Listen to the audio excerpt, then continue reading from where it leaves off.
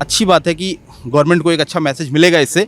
मुझे लगता है गवर्नमेंट को स्ट्रिक्टली बच्चों के भविष्य से खिलवाड़ करने का किसी को कोई राइट नहीं है, चाहे वो आज एक गवर्नमेंट है कल दूसरी गवर्नमेंट आएगी।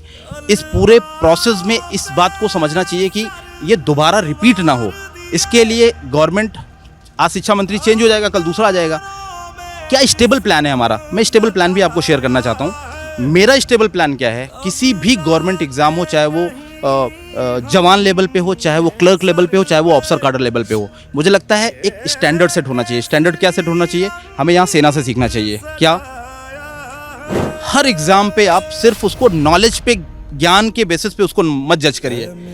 100% आपको अगर जज करना है तो आप 50% उसको ज्ञान पे, नॉलेज पे आप करिए, 50% को आप डिवाइड करिए, 50% में आप इंटेलिजेंस टेस्ट डालिए। इंटेलिजेंस टेस्ट आप समझ रहे हैं? मतलब ये कि उसकी ट्रेनेबिलिटी कितनी है, उसका वर्बल रीजनिंग चेक करिए। मतलब हमारी दो तरीके की एज होती है, एक मेंटल एज, आपकी जितनी भी एज होगी वो क्रोनोलॉजिकल एज है, हमारी मेंटल एज कुछ और होती है, और एक होती है क्रोनोलॉजिकल एज। तो बच्चे का इंटेलिजेंस टेस्ट करिए, हर उसको 10% वेटेज दीजिए। नंबर 2, आप उसको पर्सनैलिटी असेस के लिए भी 10% या 15-20% जितना भी आपको लगे आप मानक तय करिए।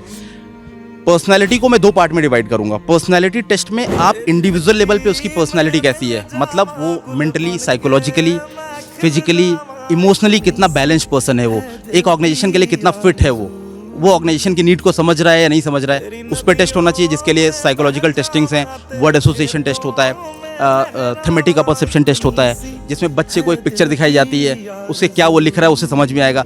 ये हर ऑर्गेनाइजेशन की एक नीड है।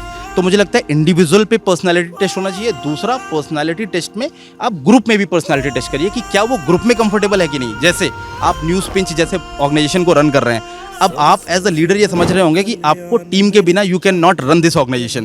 तो हमेशा हम सभी को एक छोटे भी ऑर्गेनाइजेशन में एक टीम में काम करना पड़ता है। डॉक्टर हो, इंजीनियर हो, एक सेना का जवान हो, सेना का अधिकारी हो, वो हमेशा एक टीम में काम करता है। उसका 10% आप उसका स्टैंडर्ड सेट कर दीजिए, 10% उसके लिए आप मार्क्स रखिए। अब इससे मैं फ़ायदा बताने वाला हूँ क्या होगा, और लास्ट में आप उसको 50% वेटेज इसका रखिए। और उसके अलावा लास्ट में आप, अगर वो बेल्ट जॉब है, मतलब police, paramilitary forces, arm forces की जॉब है, तो आप उसको फिजिकल स्टैंडर्ड और मेडिकल स्टैंडर्ड ऑब्वियसली आप चेक करोगे। इससे फ़ायदा क्या होगा मैं बताता हूँ। आपने सुना होगा सुसाइड केसेस, किस एग्जाम में सबसे ज़्यादा सुना है? इसी एग्जाम में सुना है। नीट एग्जाम में सबसे ज़्यादा सुसाइड केसेस हो रहे हैं। क्यों हो रहे हैं? छोटे बच्चे होते हैं, और छोटे बच्चों से, बिल्कुल सही आपने बोला, छोटे बच्चों से मैं एक और बात बोलूँगा। आज हम ये प्रोटेस्ट कर रहे हैं, सबसे ज़्यादा कौन सफ़र कर रहा है? मतलब मेंटल स्टेमिना एक ऑफिसर लाइक क्वालिटी होती है, हम इसको क्लासेस में पढ़ाते हैं। आप समझिए एक पॉलिटिकल पार्टी का एक प्रोटेस्ट फेल हो जाएगा, उसको कोई फ़र्क नहीं पड़ेगा। बट आप समझिए जिसने आपकी 5 रील देखी, उस बच्चे ने बच्चियों को रोते हुए, वो अपने आप को कैसे संभालेगा? 17 साल 16 साल की एज में वो बच्चा या बच्ची, क्या वो एग्ज़ाम के लिए रीप्रिपेयर कैसे करेगा अपने आप को? उसका आप इमोशनल लेवल, उसका आप मेंटल लेवल आप समझिए। तो मेंटल स्टैमिना 16-17 साल के बच्चों का इतना नहीं होता।